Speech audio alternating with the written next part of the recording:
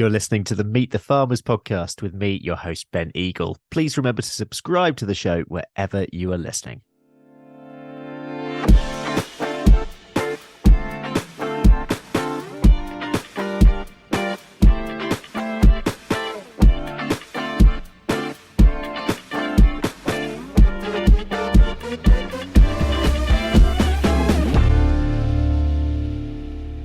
Hello, everyone, and welcome to episode 235 of the Meet the Farmers podcast with me, Ben Eagle. Now, when I was approached to interview today's guest, I initially had a mixed response. I didn't know Neil Parish personally and must admit that I recognised his name mostly for the reason behind him resigning his parliamentary seat of Tiverton and Honiton. In April 2022, Neil found himself splashed across headlines after being called out for watching porn on his phone in the House of Commons. I know that many people had been made to feel very uncomfortable about what Neil had done, especially women. However, I also knew that Neil had apologised, seemingly very sincerely, including during an appearance on BBC Politics South West, an apology in which he called the incident a moment of madness. I also knew that before his resignation, he was a long-standing Member of Parliament and previously a member of the European Parliament. He was also well known in farming circles for his experience and understanding of agricultural issues and had chaired the Environment, Food and Rural Affairs Select Committee since 2015. By all accounts, he had had an illustrious political career and had been well respected by many. I decided to go for it. I was curious to meet the man behind the headlines and find out who he really was and what he might have to say 2 years on from resigning his parliamentary seat. With the general election looming, I was also interested to see what someone like Neil, who had an insider's perspective on Westminster, might have to say, especially now he was no longer bound by being an MP. So I headed to Neil's home in Somerset, where he farms beef cattle. He showed me round the farm, and we of course talked politics, but also discussed the events that led to his resignation. As is usual with Meet the Farmers, I began by asking Neil to introduce his farm. What is it about cattle you most enjoy? The personalities, I suppose, really, and the difference in them, and I suppose partly that they rely on you, don't they? You know, they rely on you to feed them, look after them, and so while it's a tie, it's also, I don't know, there's a sort of almost a mutual bond there, isn't there, somewhere, I think. Right, well, I'm a sort of third generation farmer. My grandfather bought this farm in sort of 1920. It's been sort of through a checkered career because we sort of borrowed lots of money when I left school, bought more land, had all high interest rates, sort of got very, we had some very interesting moments financially that we kept going as we do in farming, and we came through the other side. And so my political career helped with injecting some cash from both being an MEP and an MP, and I've sort of redone quite a lot of the farm buildings, which I will show you.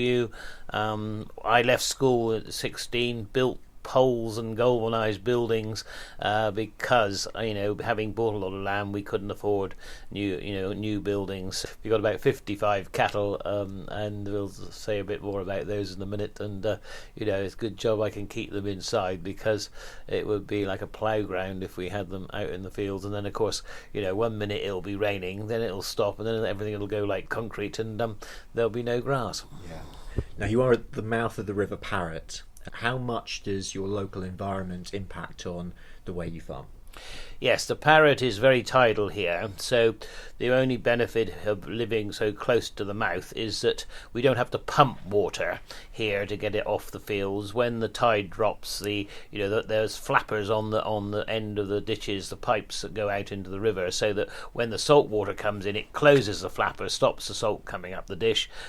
As soon as the tide retreats, then the fresh water, the weight of the fresh water pushes open the flapper, and out the water goes. So if you can get the water from your fields into your ditches, you can get rid of the water. But of course, quite heavy silty clay, a lot of it, not always easy, especially when it rains incessantly, really, which it has. And of course, the irony is that we very rarely get more than our average rainfall in a year. So I suspect we have quite a lot of dry weather to come when we probably least want it, basically. Neil grew up in Somerset and attended Brymore School, a local authority agricultural boarding school. He told me more about his childhood. Growing up here, my father was sort of milking 50 Channel Island cows, quite a small farm in those days. It's sort of because my father was one of sort of 6 children, so when my grandfather died, the farm sort of shrunk in size, and then when I left school, we tried to build it up again. But so yeah, I mean, I used to sit in the forebay in front of the cow stores while they were milking. I just sort of started milking cows when I was about 12 or 13. It's just the natural thing, right? It was a natural thing, and I mean, I was born to farming. I mean, I was a funny little boy, really. I spent a lot of time on my own because I was sort of 7 and 8 years younger than my brother and sister, so I was almost like the only one, and so I lived the farm, and so grew up, went to Brymore, tough school, Brymore, because you had sort of some boys there that would have probably been in sort of more of a reform school if they hadn't been at Brymore. Okay. So I'd been to sort of 1 or 2 little tiny private schools before I went to Brymore, so I found it a bit of a shock to the system, but it was a good grounding, and of course we did some agriculture, probably not enough for my liking, but it certainly, what Brymore did is it got you sort of fit for work, and the boys that came out of Brymore, and they still do, and it's still a boys' school now, because it's quite difficult to introduce girls to it, but they are fit for work, and I think that's something that we need in this world. Neil left Brymore School at the age of 16 and went straight back to the family farm. I was interested whether he foresaw a career in farming at that stage, or whether his leanings towards a political career were beginning to show themselves.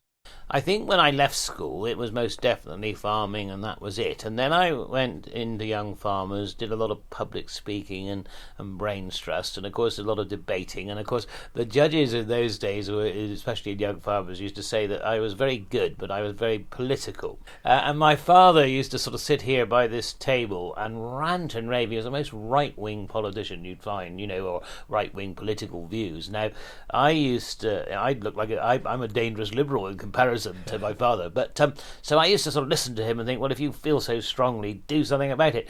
And so gradually, you see, and then my grandfather was a local district councillor, so he on my mother's side, he was an independent, so when he gave up, I sort of took over, stood as a Conservative, much to his consternation, but he didn't stand against me. From then on, I was 27, and so from Young Farmers to local, like district, county council, fall to no hope seat in Pontypool and Cwmbran in Wales, which I lost by 24,000 votes in 1997, and then to the European Parliament, and then the rest is history, as they say. Yeah, I was going to say, I wanted to ask you about that 1997 standing for election. Actually, famously the big Tony Blair win. But from going from local politics to national politics, and of course you've seen all levels, what was that first experience of standing for a national seat, and what happened to your interest in politics to move that shift from the local to the national? I think because I'd really enjoyed my farming career, but I found farming lonely, and I was milking cows. At one stage, the lorry driver was coming at 2:00 in the morning, so you didn't even see the lorry driver, So it really was, and I'd become more political, and I like people, and so I thought, well, they're no bigger fools than me up there, so let's have a go. And so, of course, Wales was very funny because, of course, 97, the Conservatives were very unpopular. Almost history repeating itself now as we sit here in this room, but So I mean, they didn't take me particularly seriously. I mean, I would say, I would pontificate that, that things were better, and they'd say, yes, they are better now, but we can remember when you closed the mines, and we won't be voting for you. And but they treated me well because, of course, they were used to barristers training in those seats. So actually, a Somerset farmer for them was quite a change, and so I had quite good fun on the doorstep, actually, and I beat the Liberals, of course, by 78 votes, even though I lost to Labour by 24,000. So on the night we were watching the votes between the Liberals and ourselves, because to see who won that, because it was a foregone conclusion that Labour was winning. That's for sure. In a way, I was better off in South Wales, where a seat where I was not going to win, and it gave me a good reputation for a good campaigner.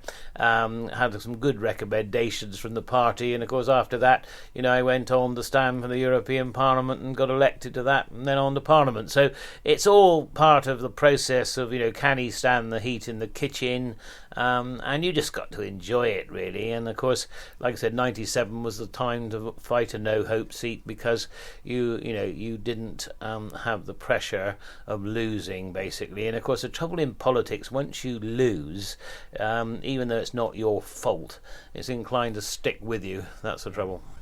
Now, in the late 90s, agriculture was very much in the doldrums. Can you take me back to, I suppose, the situation on the farm back then as well, but also morale in the industry generally?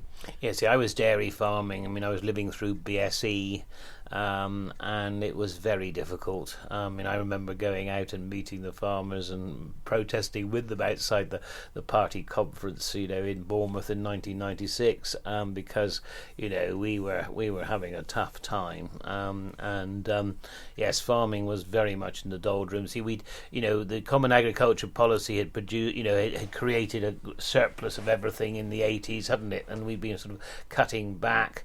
And generally speaking, and of course coupled with BSE, it was a real problem. In 1999, Neil stood as a Conservative to represent the Southwest region for the European Parliament. He was successful, unexpectedly for him, as he explains here, and began his new political career in Brussels.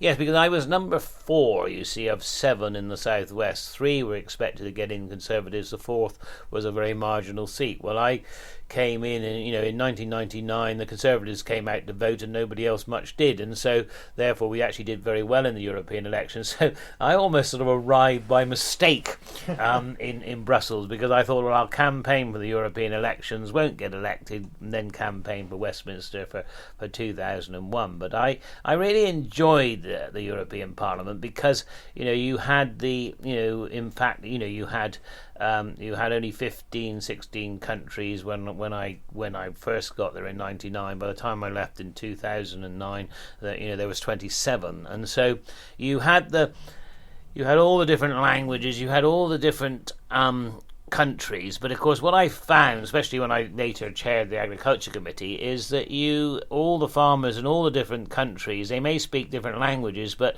it's the supermarkets that are stitching them up. There's too much power in the retailers, too much bureaucracy, and so all over Europe it was very similar. So I immediately sort of latched on to agriculture, and I'm a strange politician. All my life I've stuck to agriculture and environment, basically, so that was the start over in the European Parliament. I mean, talking of that, you in many ways you became a specialist in food and farming. Were there others like you through your political career? Have you recognised other people like that? A few, but I'm an interesting beast, and probably a lot of people would say probably completely unique in more ways than one. But I'd be the first to admit it. I'm slightly eccentric, and I am very determined, and I just got my teeth into agriculture environment, and I thought, right, this is where I know my stuff. I'm a practical farmer. I'm a reasonable politician, I can get the message over. And of course, when they were, either the European Commission or later the government coming up with absolutely daft ideas, because they do, you could actually say, well, look, this is not going to work. The farmers won't embrace it. And if you don't take the farmers with you, you're largely wasting your time. Yeah. With that time in Europe, you say you're managing the interests of 27 different countries, different languages. What were the differences, but also what did you learn about food and farming politics from that time? Yes, what was sort of fascinating is, of course, actually the French are very powerful in the European institutions, especially, and within the sort of middle ranking of the Commission as well. Spanish also, Italians, Irish, and of course what was fascinating was the new countries that came in, because you see Czech Republic, Slovakia, Hungary, well, they were all big state farms that were then sort of so-called privatized, so they became quite big farms. Then in Poland, basically, the communist system actually gave the land to the peasants, basically, and so therefore you had a lot of very small farms. The same in Romania and Bulgaria, and so it was fascinating to see the leftovers of the what was the Soviet Union, really, and the influence of the Soviet Union on that part of Europe. And so yes, you had quite diverse views. I remember going to Poland once, and when I was chairman of agriculture, they said what you need to produce is for Poland is more farmers, you see, and I said no, I don't. I said I need to produce less farmers but more profitable ones.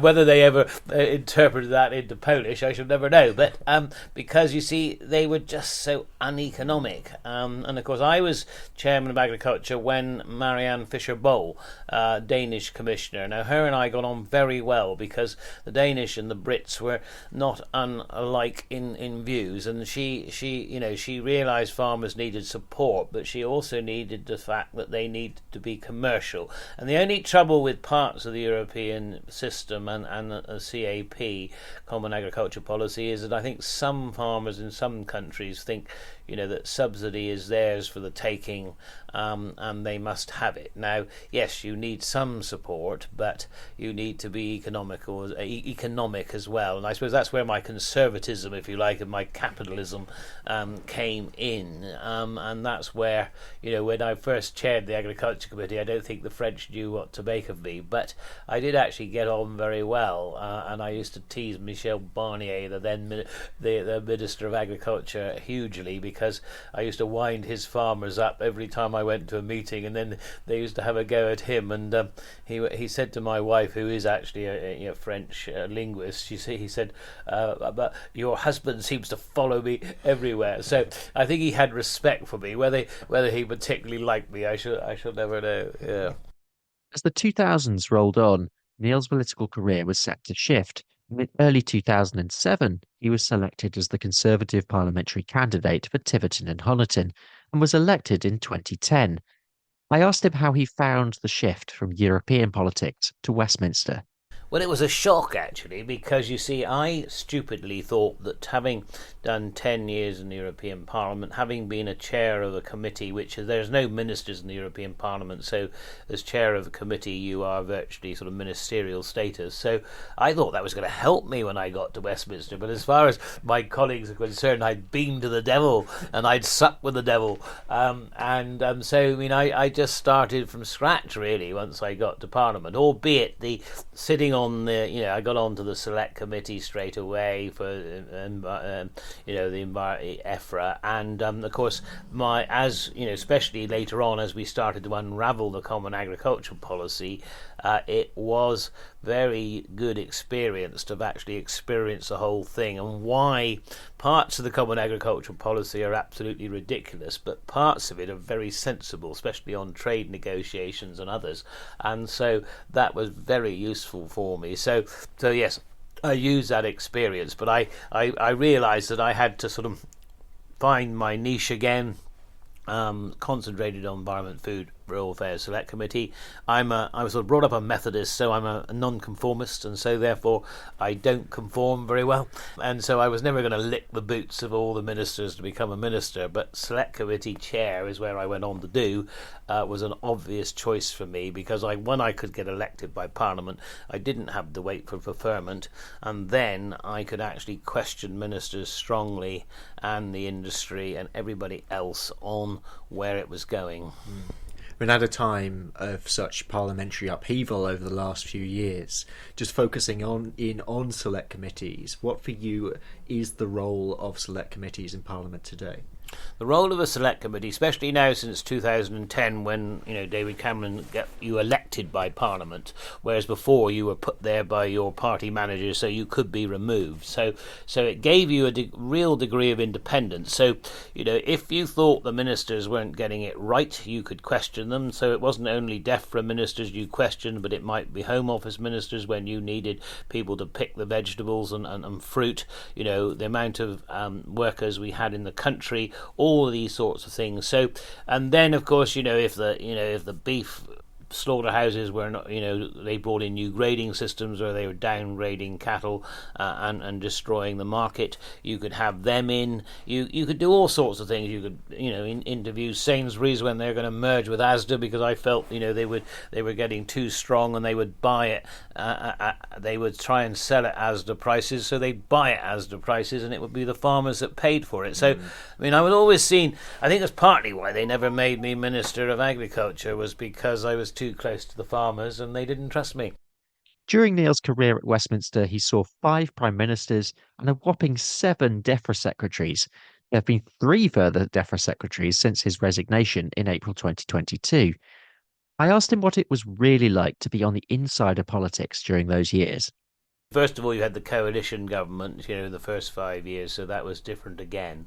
And then you had, unexpectedly Brexit, because, I was one of those people that went out and campaigned to remain, and I was sort of quite, I'm fairly close to my voters on the whole, but I was quite shocked at how anti they were when I got out there. They were listening to me very, very politely, but they weren't voting for remain. And also then you had Brexit, and then you had the change of Prime Minister, and then you had, Theresa May, who was going to go for this wonderful election, and of course lost her majority. Then we had the hung parliament.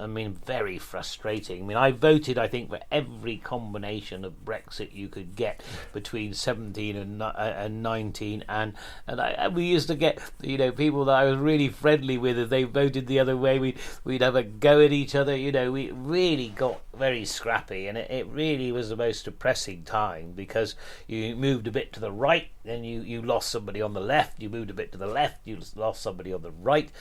You had the Democratic Unionists just playing politics, which they probably didn't do themselves any good in the end, because when finally Brexit came, Boris did a deal, and they didn't get the best deal for Northern Ireland, but they could have had a better deal for Northern Ireland had they done it through that period. But it was real politics, and of course prime ministers changing, then Boris comes in, then everything's wonderful for a bit, and then it all falls apart. I'm going to change the culture of Number 10. Well, he couldn't, because he was the culture.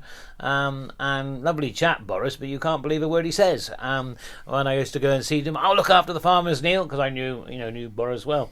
But he wouldn't in the trade deals. He may as well have told me the truth, and that's the trouble with him in a way. And in the end, he tells you what you want to hear, but then he tells the next person what they want to hear. And of course, in the end, everybody thinks, well, Boris, you're a great guy in many ways, but we can't believe what you're saying, basically. And that was really what got him in the end. Yeah, we saw a lot of changes in Prime Minister during that time. We've seen more changes at DEFRA, at the top of DEFRA during that time as well. Yeah, how did food and farming politics shift between you entering Parliament and you leaving?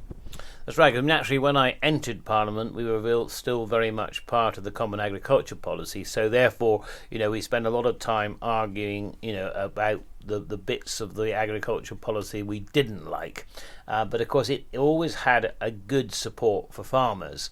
But of course, once we left, rightly or wrongly, then of course it was public money for public goods, and the whole thing changed. And that's where as it's evolved, I feel that we haven't got the balance right between enough food production, because yes, right to enhance our environment, but not at the risk of reducing too much food production, especially if you import that food under lower standards, so of both environment and animal welfare. So lots of things went on.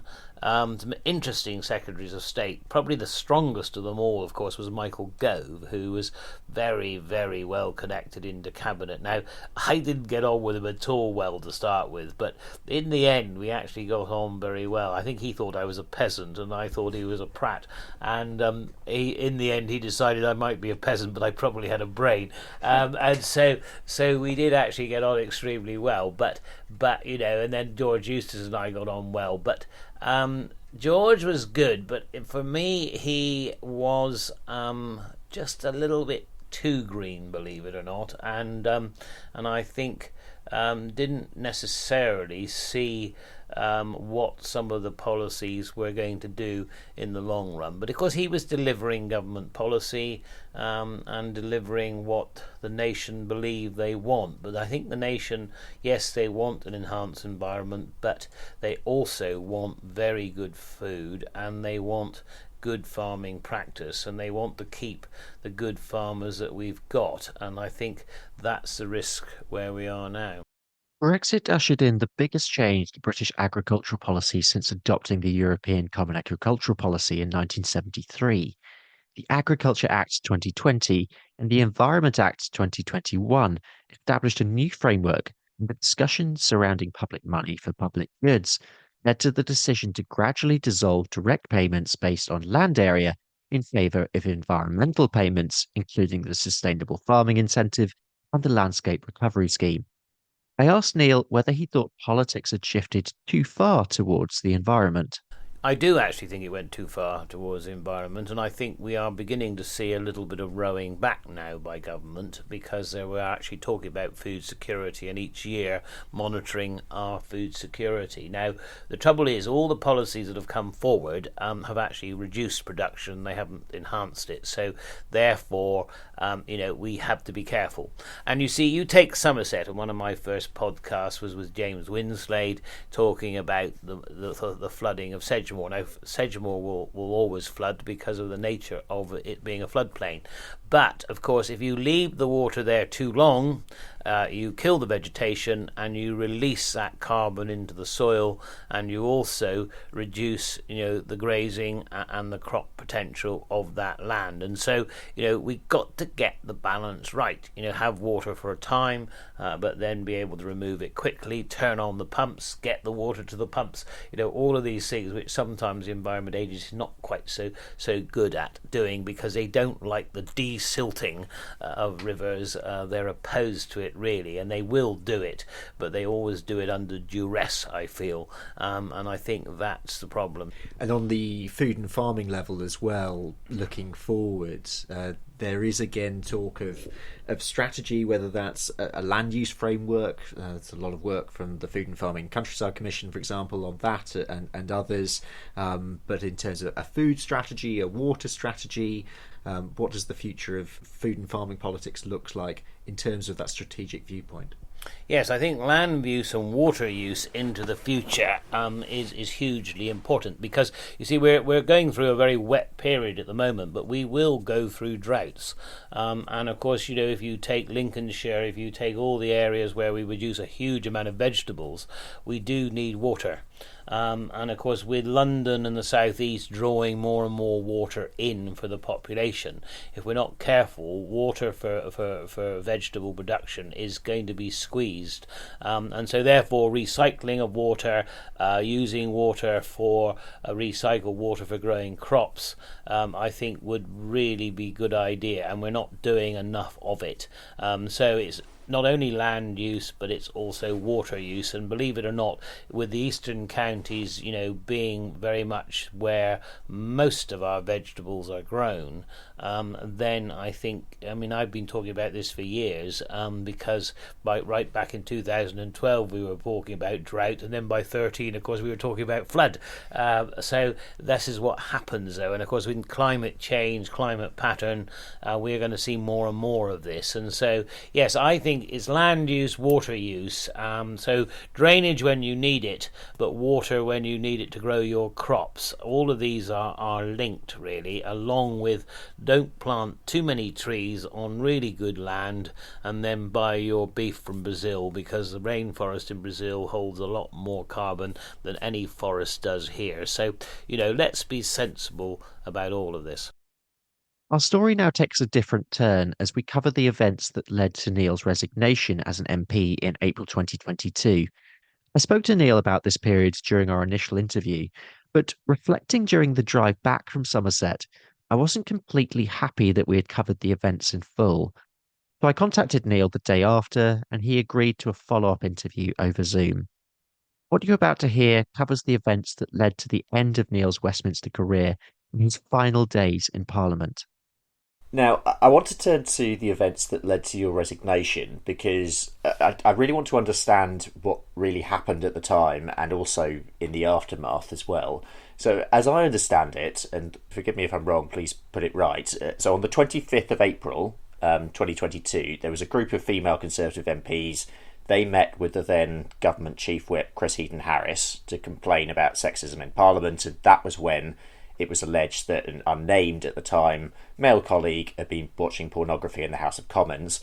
And then on the 29th of April, you had the Conservative Party whip suspended from you, pending an investigation into allegations that it was you who watched pornography on a personal mobile phone in the Commons chamber. So what happened in those days between the 25th of April, when the meeting took place, and the 29th, when you were suspended? Yeah, I think what happened then is that I completely froze. I knew that I'd been so stupid, and behaved very badly, and so therefore, I just froze really, and that's why then, after a few days of contemplating what I'd done, I decided to resign and leave immediately after that. But it was, yes, I think I was probably in denial.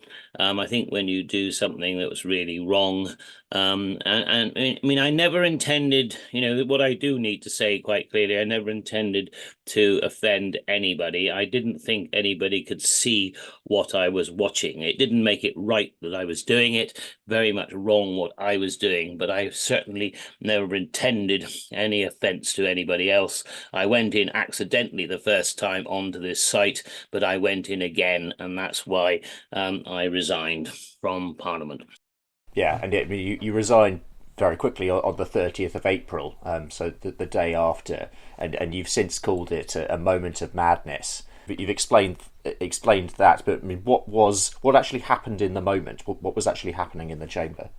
Well, I was, I got into this website and was watching a graphic site.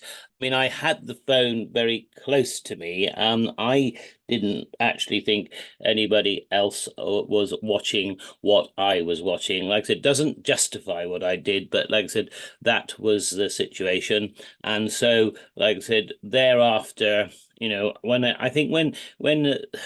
it's one of these things where it only sort of not dawned on me, it only came through to me really the seriousness of the situation and the stupidity of what I'd done. And so that's why, you see, once you sort of have to face up to reality, what do you do? Do you employ, lawyers, and do you lie like so many parliamentarians unfortunately do? Or do you admit you made a mistake, ask for people's forgiveness, and leave? And I think that, was the right course of action. Did anybody confront you about it on the day?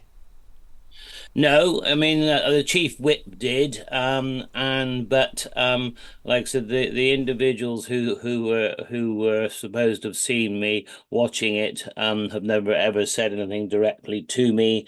I think it's one of those situations where absolutely wrong what I did, but I think had it, I just wish it could have been handled in a different way, because I would never ever done it again. You could imagine, and it's caused so much grief to me. My wife, bless her, has been the great rock of Gibraltar, really, behind me, thank goodness. And of course, when you are, I had a very good reputation in Parliament. I was in my own field. I was doing well. And of course, to destroy all that in one go does take a bit of doing. And so hence, once it's done, you've resigned, you ask for people's forgiveness, and then you pick up the pieces, and I talk to you today, and so on and so forth, because I still think we've got, things to be done, and I intend to try and do them. But, it was hugely destructive, and sort of self-destruction.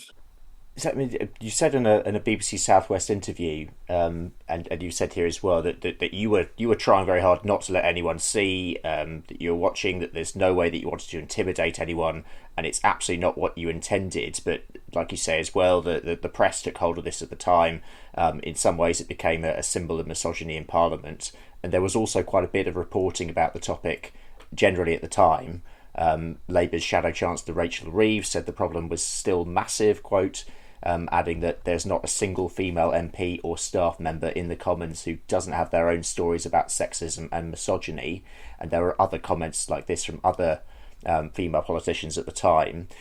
In your view, does Parliament have a problem with misogyny? This is just talking broadly here. Yeah, I mean, I think that with some there is a problem. You see, like I said, for myself, I am not a misogynist. I think, hopefully, have always behaved very well around women and towards women, quite rightly so. Employed women in my office, had no problems whatsoever in my office, and so. But one or two, I think, still think they are in a position where they could actually sort of perhaps dominate women if if they see fit. So I think less so than it was, believe it or not. But it's still there in places, yes. And I suppose, and in that context, I mean, many people were very upset and angry at the time, and some people might still feel that way. Again, in that context, do you understand why now? And I suppose having had, because I mean, this happened 2 years ago, and with time going by, and having had time to reflect, how do you feel personally about it all now? Yes, I mean, I can understand why people, and women in particular, were very upset. And so you do have a lot of time to reflect, and a lot of time to wish that you hadn't behaved in that way. But of course, once you have, I think it's best to face up to your responsibility, to apologize for what you've done, and then to leave, and then to try and put the situation right as far as you can. But that side of it is quite difficult. How did the incident impact on you personally?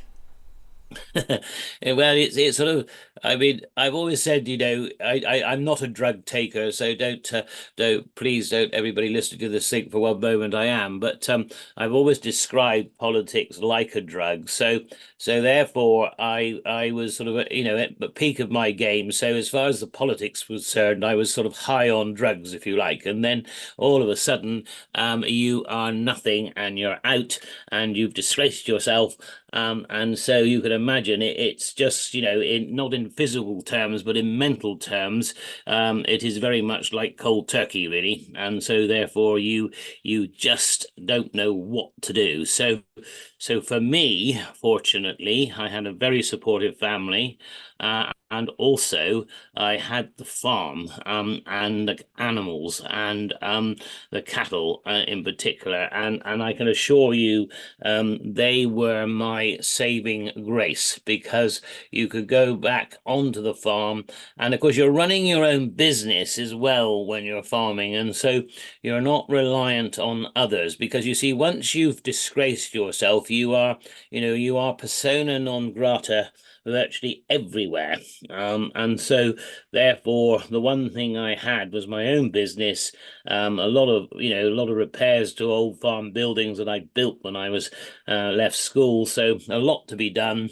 And I got on with it really, because what you mustn't do is stay and just let it fester and fester, because that way lies madness. But I can understand why people do it. But having an extremely supportive wife, that was what got me through it, along with the farm and family. And in the end, you have got to put it behind you, haven't you?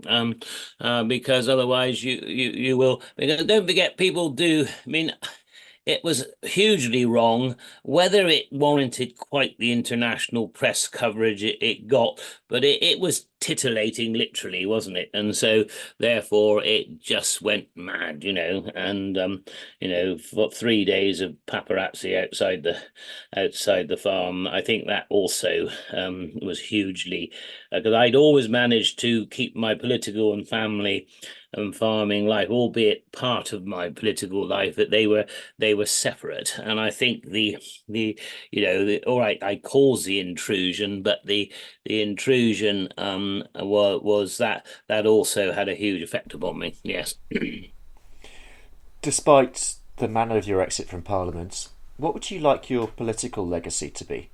I would like my political legacy to be a man who very much cared about food and farming and the environment. And I think those that dealt with me, especially in the farming sector and beyond, conservation bodies, animal welfare, I did an awful lot with RSPCA, with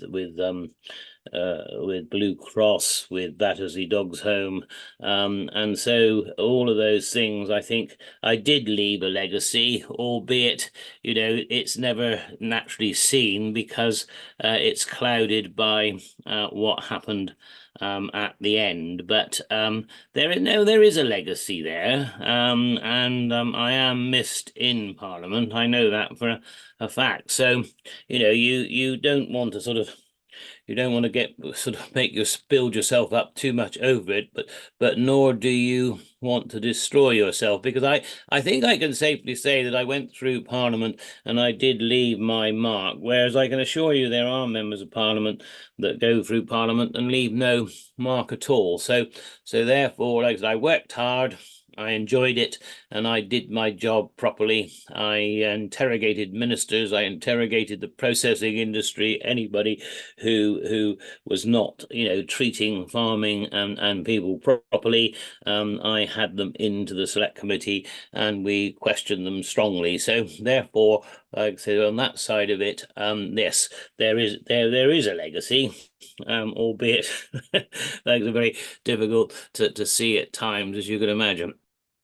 Neil left Westminster and returned to his farm in Somerset. I asked him to tell me about coming back to the farm and where he goes from here. Yeah, I mean, I think having the farm, having the keeping cattle, I really enjoy livestock, and so it was, if I have any sanity at all left, and some would dispute that. It's the farm that saved me. I was always ever going to come back to my farming anyway, and of course I think the only positive side of the whole thing is it has probably got me back here sooner rather than later, and so therefore I'm still relatively young, relatively healthy. I am able to do a lot more on the farm than I would have been if I waited another 10 years. So and of course the trouble with Parliament is it's a sort of, I always say politics is a drug and it's job to get it out of your system, and so would I have given up? I don't know. Would I have stayed too long? Probably. I saw some of my colleagues well past their sell-by date. But seriously, I think that brought me back. So I picked up the cudgels. I put up a lot of pole barns when I left school. All of those, 40, 50 years later, had blown down. They all said they would blow down, but they took 50 years to do it. So put up some good steel buildings now. Got a local neighbour who's very good, young guy doing it. So yes, we're putting in and building up the cattle again, and doing a lot more physical work. I'm probably healthier than I was when I was in Parliament. It's not a terribly healthy lifestyle. So yeah, all of these things, there are positives there, and you just got to look for them, basically. Neil's recently launched a new podcast called We Can Do Both, which explores the practicalities behind producing food and looking after the environment. I asked him why he wanted to start the podcast. Because I feel that at the moment our emphasis is reducing very much. All the policies around agriculture are reducing production, and so I'm very keen to make sure we carry on producing very good food under very good welfare and environmental standards in this country. And so I just felt that if I put a podcast together where we can discuss how we can produce really good food and improve the environment, that is the way forward. I just feel that some of the government policy and things going on in farming are just taking away too much good land that can produce food. And the podcast is about doing both, producing food and looking after the environment, as you say. So I'm interested in how you plan to get that balance right on your farm, but also on a larger scale as well, how policy can get it right on a national basis. On my own farm, I'm very much looking at reducing the amount of fertilizer, reducing the inputs, but trying to maintain reasonable output. I've also, actually grown for the first time this year a herbal ley. I do actually have a hectare of wildflowers. So I'm entering into the new policies, but I want to still be able to maintain the number of beef cattle that we have. Also, on the arable side, you will still need to use crop protection, and you will still need to use some fertilizer. So I'm trying to sort of balance it out. So yes, I'm going to try with the farming to practice what I'm going to preach on my podcast. So that's absolutely what I intend doing, really. To close, like all episodes, I asked Neil what his message to the public would be. Eat British food, and be sure when you're buying it, it is British. Probably not a British banana, but most of the food that you want, you can get. And just, look at the way the countryside is managed by farmers.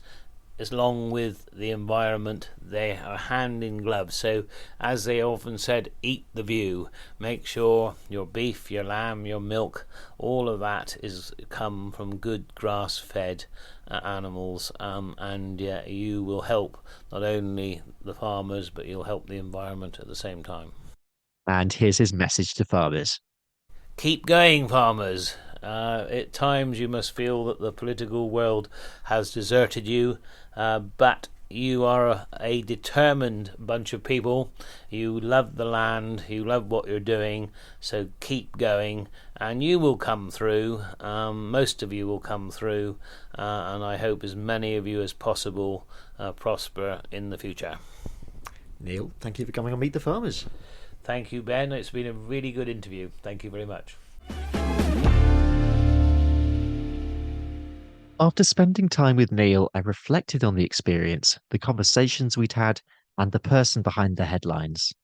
I'd met a man who had indeed had an illustrious political career, which had come crashing down in April 2022. But I was surprised about how open he was with me and really appreciated this. It isn't easy to open your doors to a stranger and answer personal questions about things you'd rather forget. I thank him for this openness and for giving me so much time. Clearly, he was still deeply regretful and affected by that moment of madness in the Commons. As before, he still takes full responsibility and knows what he did was wrong. Whatever I might think about what Neil had done at the time, I did respect the fact that he had so fully owned up to his mistake. There's a humility in that. And it's hard not to see the contrast of his resignation with many other political scandals in the last few years. I also discovered a person still passionate about farming, his cows, and the place where he lives, and a drive to engage with the rural farming and environmental debates of the day and make a difference in that space. I also saw that Neil is an independent and determined person who was one of the few food and farming specialists at the heart of politics for many years, and one has to perhaps wonder when we'll see another such politician again. Right now, he seems determined to find focus and renewed purpose on the farm and with his podcast. How will history judge him? That is yet to be seen, but hopefully this episode has given more insight into the person, as is always my aim with this podcast. This episode was produced and presented by Ben Eagle for RuralPod Media, independent of sponsorship. There was further editorial assistance from Jez Fredenberg.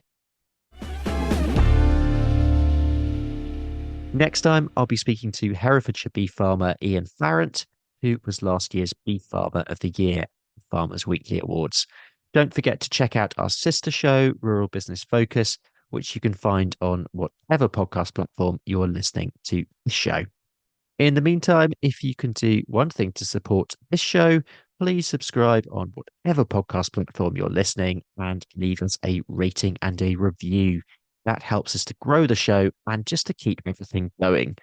I'll be back with you next week, but for now, I'm Ben Eagle. This has been Meet the Farmers, and thank you very much for listening.